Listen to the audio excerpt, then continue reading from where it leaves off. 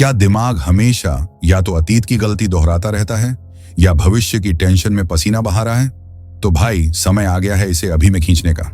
The power of now सिर्फ एक किताब नहीं बल्कि एक सुपर पावर है जो आपको सिखाएगी कि कैसे हर पल को खुलकर जिया जाए, बिना पछतावे, बिना चिंता, बस 100% मजे के साथ। अगर आपका दिमाग भी वाईफाई की तरह हर जगह कनेक्ट रहता है, कभी अतीत की गड़बड़ियों से तो कभी भविष्य के झमेले से, तो आपको चाहिए द पावर ऑफ नाउ। यह सिर्फ एक किताब नहीं बल्कि एक सीक्रेट है जो आपको सिखाएगा कि कैसे टेंशन को टाटा कहकर हर पल को फुल ऑन एंजॉय करें। क्या आपने कभी सोचा है कि आपकी जिंदगी में सबसे ज्यादा तनाव, दुख और चिंता किस वजह से होती है? ज्यादातर मामलों में इसका जवाब है अतीत की यादें और भविष्य की चिंता। लेकिन अगर हम आपको यह कहें कि आपकी सारी समस्याओं का हल सिर्फ एक चीज में छिपा है, वर्तमान क्षण में जीने में, यही गहराई से समझाया गया है द पावर ऑफ नाउ में, जो दुनिया की सबसे प्रभावशाली आत्मिक पुस्तकों में से एक है, जिसे एखार्ट टॉले ने लिखा है। यह किताब सिर्फ एक विचार प्रस्तुत नहीं करती, बल्कि यह एक आध्यात्मिक जागरूकता और जीवन जीने की कला सिखाती है, जो न केवल आपके मन की शांति बढ़ाएगी बल्कि आपकी जिंदगी को पूरी तरह से बदल सकती है। आपका मन आपका सबसे बड़ा दुश्मन हो सकता है। एखार्ट टॉले कहते हैं कि हमारा दिमाग लगातार या तो अतीत में जीता है या भविष्य की चिंता करता रहता है। हम बार बार बीती घटनाओं को दोहराते हैं और अगर ऐसा होता तो क्या होता, जैसे सवालों में उलझे रहते हैं।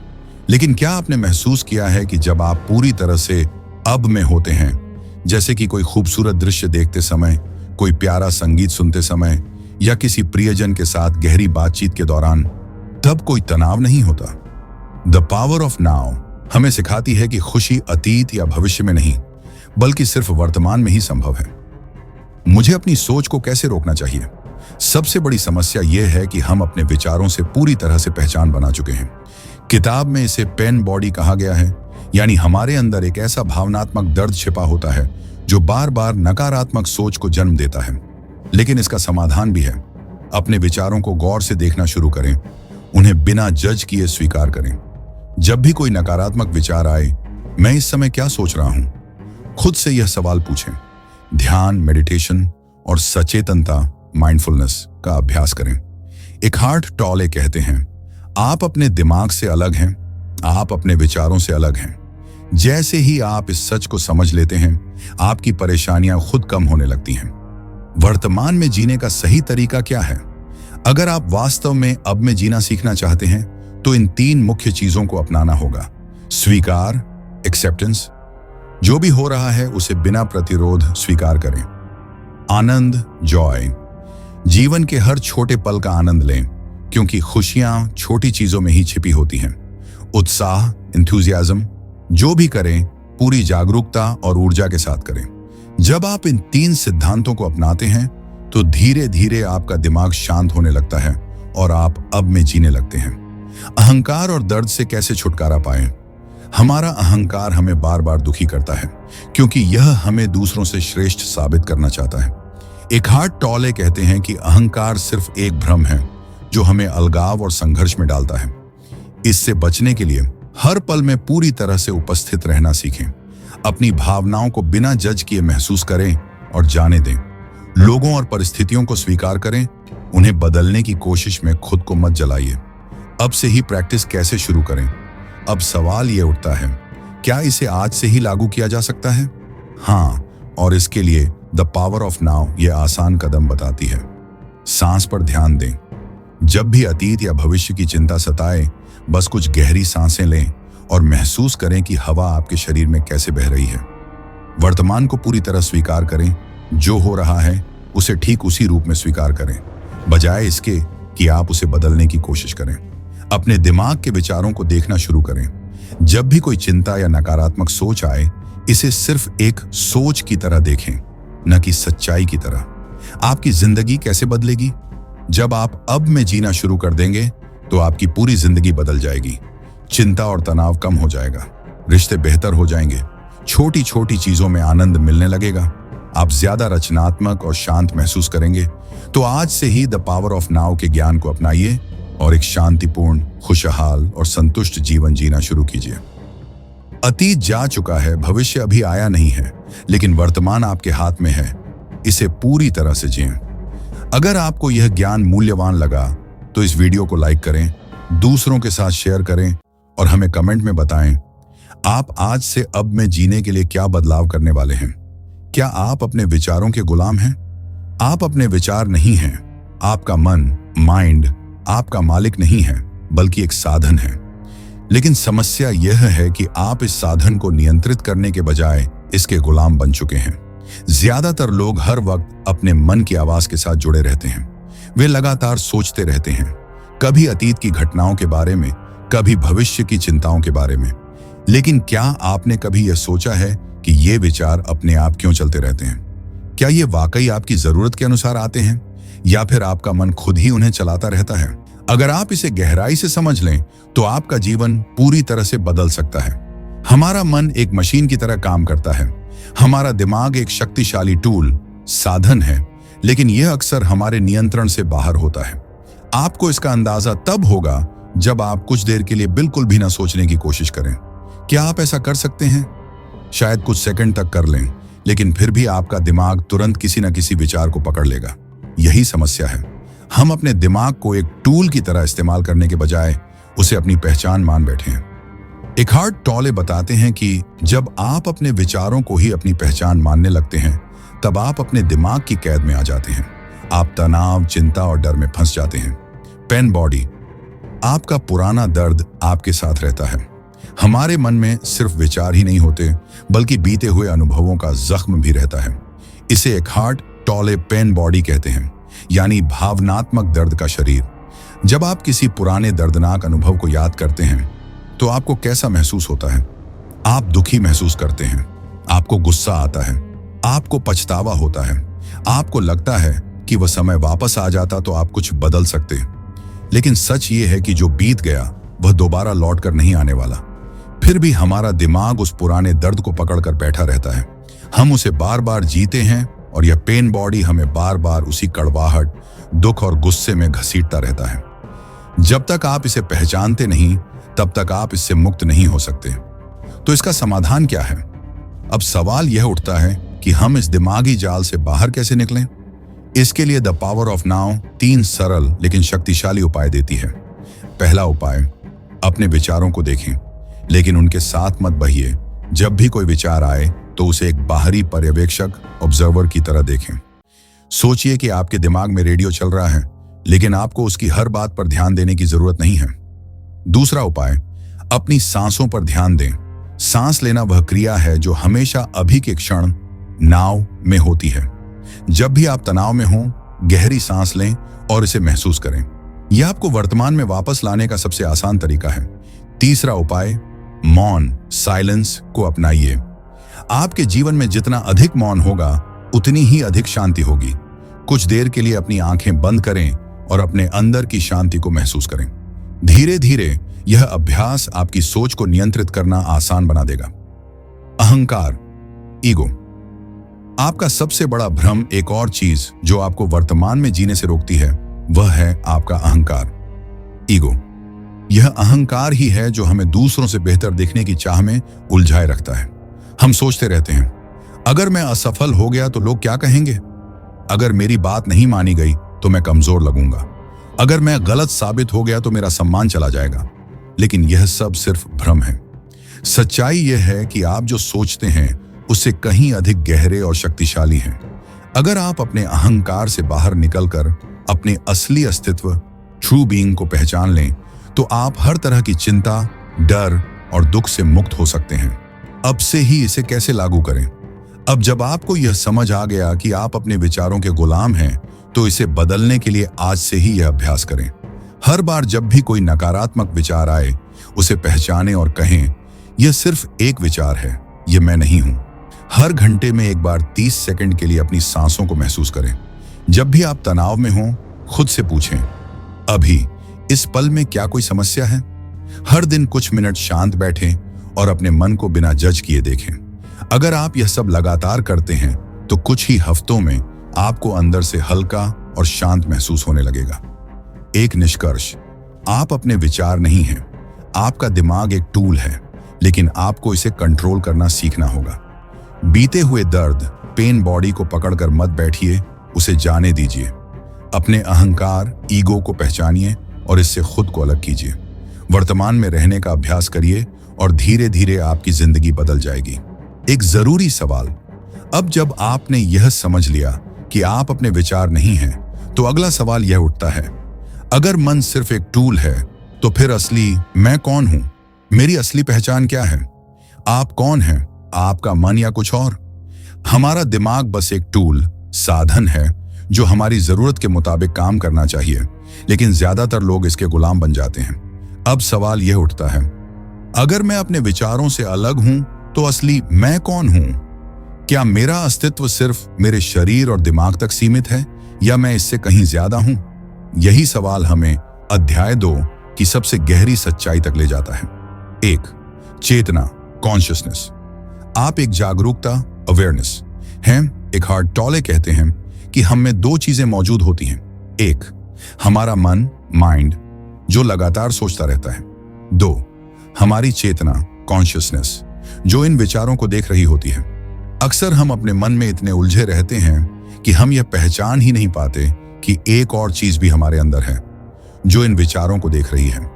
उदाहरण के लिए, जब आपके दिमाग में कोई चिंता आती है, तो कौन है जो इसे नोटिस कर रहा है? जब आप अपने मन में कोई विचार सुनते हैं, तो कौन है जो इसे सुन रहा है? वह जो सुन रहा है, जो देख रहा है, वही असली आप हैं। वही आपकी चेतना, कॉन्शियसनेस है। वही आपकी असली पहचान है। सोचने वाला बनाम गवाह, इन दोनों में अंतर समझिए।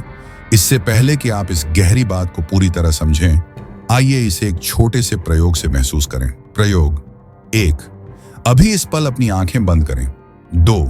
अपने दिमाग में चल रहे विचारों को देखें, बिना किसी जजमेंट के। 3. क्या आप देख पा रहे हैं कि कोई ना कोई विचार चल रहा है? 4. अब खुद से यह सवाल पूछें, वह कौन है जो इन विचारों को देख रहा है?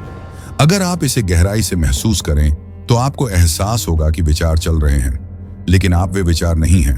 आप वह गवाह, ऑब्जर्वर हैं जो उन्हें देख रहा है। यही फर्क है। सोचने वाला, थिंकर, आपका दिमाग है। गवाह, ऑब्जर्वर, आपकी असली चेतना है। अगर आप इस गवाह के स्तर पर आ जाएं, तो आप शांति और मुक्ति का अनुभव करेंगे। दिमाग का जाल, विचारों की अंतहीन धारा। आपने यह अनुभव किया होगा कि हमारा दिमाग बिना रुके सोचता रहता है। इसे मंकी माइंड भी कहा जाता है, जो कभी शांत नहीं बैठता। ये 2 जगहों में फंसा रहता है, अतीत, पास्ट। काश मैंने वह गलती न की होती। उसने मेरे साथ ऐसा क्यों किया? पहले मैं इतना खुश था, अब ऐसा क्यों हो रहा है? भविष्य, फ्यूचर। अगर मैं असफल हो गया तो क्या होगा? क्या मेरी जिंदगी सही दिशा में जा रही है? क्या मैं आगे खुश रहूंगा? यानी हमारा दिमाग हमेशा अतीत के पछतावे या भविष्य की चिंता में उलझा रहता है। लेकिन क्या आपने महसूस किया कि यह हमेशा अभी, नाव से दूर ही भागता रहता है? अपने विचारों से अलग होने की कला, अगर आप अपनी असली चेतना को महसूस करना चाहते हैं, तो आपको अपने विचारों से एक दूरी बनानी होगी। एक हार्ट टॉले बताते हैं कि इसके लिए 3 शक्तिशाली उपाय हैं। पहला उपाय, खुद को अपने विचारों से अलग देखना शुरू करें। जब भी कोई विचार आए, तुरंत खुद से पूछें, यह विचार आया है, लेकिन क्या यह वास्तव में मैं हूं? धीरे धीरे आपको एहसास होगा कि विचार आते जाते रहते हैं, लेकिन आप स्थिर रहते हैं। दूसरा उपाय, अभी, नाव में ध्यान दें। जब आप अभी में होते हैं, तब आपका दिमाग शांत हो जाता है। इसके लिए एक सरल तरीका यह है कि जो भी काम आप कर रहे हैं, पूरी तरह से उसमें मौजूद रहें। अगर आप चाय पी रहे हैं, तो सिर्फ चाय पर ध्यान दें। अगर आप टहल रहे हैं, तो अपनी चाल और सांसों पर ध्यान दें। अगर आप बात कर रहे हैं, तो पूरी तरह से सामने वाले की बात सुनें। जब आप इस तरह से हर काम में पूरी तरह से अभी में रहना शुरू करेंगे, तब आपको शांति का अनुभव होगा। तीसरा उपाय, मौन, साइलेंस को अपनाइए।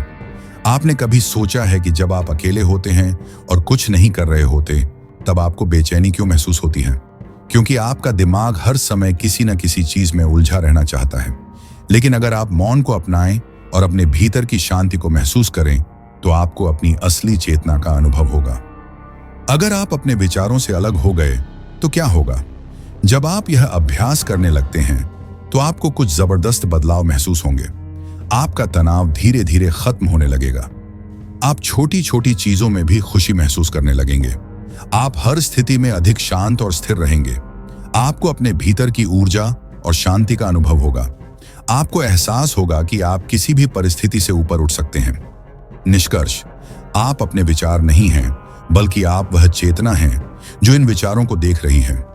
आपका दिमाग लगातार सोचता रहता है, लेकिन आप उससे अलग हैं। अगर आप अपने दिमाग से एक दूरी बना लें, तो आपको वास्तविक शांति का अनुभव होगा।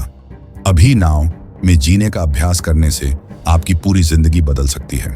एक जरूरी सवाल, अब जब हमने यह समझ लिया कि हम अपने विचारों से अलग एक चेतना है, तो अगला बड़ा सवाल यह है, अगर सच्ची शांति और आनंद अभी में रहने से मिलती है, तो फिर लोग इसे अपनाने में इतनी मुश्किल क्यों महसूस करते हैं? संघर्ष बनाम समर्पण, असली शांति कहाँ है?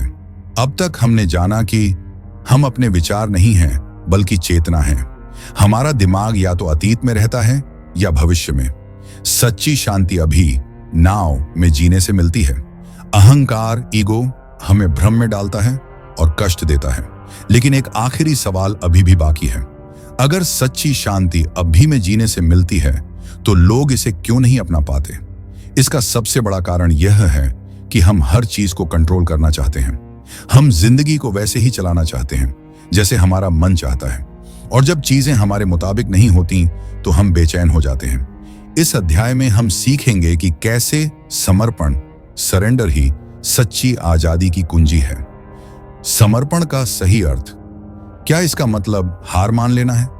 जब लोग समर्पण शब्द सुनते हैं तो उन्हें लगता है कि इसका मतलब है हार मान लेना, कुछ न करना, खुद को कमजोर बना लेना। लेकिन एकहार्ट टॉले कहते हैं कि सच्चा समर्पण इसका उल्टा है। समर्पण का मतलब हकीकत को वैसे ही स्वीकार करना जैसा वह है। इसका मतलब उस चीज से लड़ना बंद करना जिसे हम बदल नहीं सकते। इसका मतलब भीतर से शांत होकर सही समय पर सही कदम उठाना। हम चीजों को कंट्रोल क्यों करना चाहते हैं? हमारा दिमाग हमेशा चीजों को कंट्रोल करना चाहता है क्योंकि उसे अनिश्चितता, अनसर्टेनिटी से डर लगता है। उदाहरण के लिए, अगर किसी का प्रमोशन नहीं हुआ तो वह गुस्से में आ जाता है। अगर किसी रिश्ते में समस्या आती है तो वह दुखी हो जाता है। अगर कोई बीमारी आ जाती है तो वह चिंता में डूब जाता है। इन सभी स्थितियों में हम अपने मन से सोचते हैं कि चीजें हमारे मुताबिक होनी चाहिए। लेकिन क्या ऐसा संभव है? नहीं, क्योंकि जिंदगी अपने हिसाब से चलती है, हमारे हिसाब से नहीं। और जब हम इस सच्चाई को स्वीकार नहीं करते तो हम दुखी हो जाते हैं। समर्पण कैसे आपको सच्ची शांति और शक्ति देता है?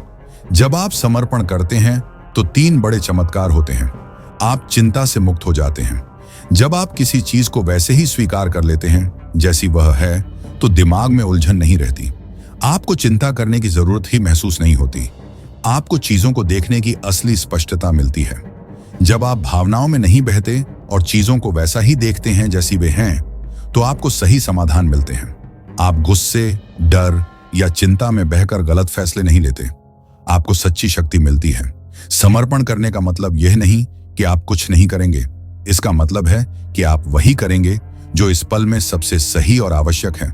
यह आपको अंदर से मजबूत बनाता है, क्योंकि अब आप स्थिति को कंट्रोल करने की कोशिश नहीं कर रहे, बल्कि उसे स्वीकार कर रहे हैं और सही कदम उठा रहे हैं। समर्पण कैसे करें? Practical steps. एकहार्ट टॉले 3 आसान तरीके बताते हैं जिनसे आप अपनी जिंदगी में समर्पण को अपना सकते हैं। पहला तरीका, क्या मैं इस पल से संघर्ष कर रहा हूं? हर बार जब आप किसी चीज से परेशान हों, खुद से यह सवाल पूछें, क्या मैं इस पल से संघर्ष कर रहा हूं? अगर हां, तो यह समझिए कि आपका दिमाग या तो अतीत की किसी बात को पकड़कर बैठा है या भविष्य की चिंता कर रहा है। बस इसे पहचान लेना ही पहला कदम है। दूसरा तरीका, जो हो रहा है उसे वैसा ही स्वीकार करें जैसा वह है।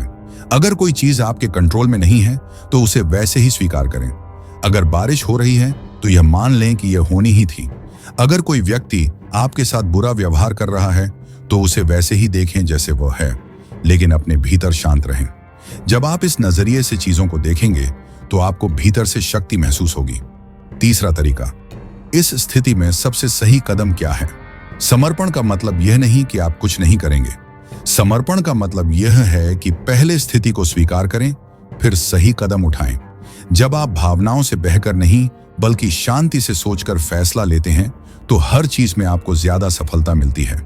समर्पण से आपकी जिंदगी कैसे बदल जाएगी? अगर आप समर्पण करना सीख जाते हैं तो आपकी पूरी जिंदगी बदल सकती है। आपको अब चिंता नहीं होगी, क्योंकि आप जानते हैं कि जो हो रहा है वही होना चाहिए। आपको सच्ची शांति मिलेगी, क्योंकि आप अब अतीत और भविष्य में नहीं उलझेंगे।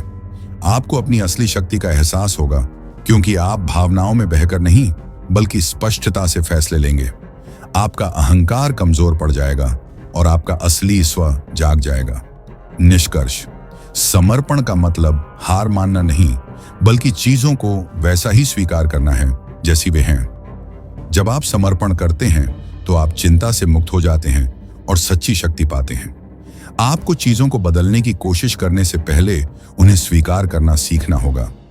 जो लोग समर्पण करना सीख लेते हैं वे हमेशा शांत और खुश रहते हैं। अंतिम सुझाव, इसे अपनी जिंदगी में कैसे अपनाएं? अगर आप द पावर ऑफ नाउ की सिखाई गई बातों को अपनी जिंदगी में लाना चाहते हैं तो इन 5 चीजों को आज से ही अपनाएं। 1. हर दिन 10 मिनट का अभी नाव में रहने का अभ्यास करें। 2. हर बार जब कोई नकारात्मक विचार आए, खुद से कहें, यह बस एक विचार है, मैं इससे अलग हूं। 3. हर बार जब आपको गुस्सा आए या आप परेशान हों, खुद से पूछें, क्या मैं इस पल से संघर्ष कर रहा हूं? 4. हर परिस्थिति में सबसे पहले उसे वैसे ही स्वीकार करें जैसी वह है, फिर सोचें कि सही कदम क्या होना चाहिए। 5. रोज कुछ समय मौन में बिताएं, बिना फोन, बिना टीवी, बिना किसी सोच के, सिर्फ खुद के साथ रहें। अगर आप इन 5 चीजों को रोज अपनाते हैं तो आपकी जिंदगी पूरी तरह बदल जाएगी। अंतिम सवाल, अब जब हम जान चुके हैं कि समर्पण ही सच्ची आजादी की कुंजी है, तो एक आखिरी सवाल यह उठता है, अगर समर्पण इतना शक्तिशाली है तो दुनिया में ज्यादातर लोग इसे अपनाने से डरते क्यों हैं? इस सवाल का जवाब आप खुद खोजिए और इसे अपनी जिंदगी में महसूस कीजिए, क्योंकि असली ज्ञान सिर्फ पढ़ने से नहीं, अनुभव करने से आता है।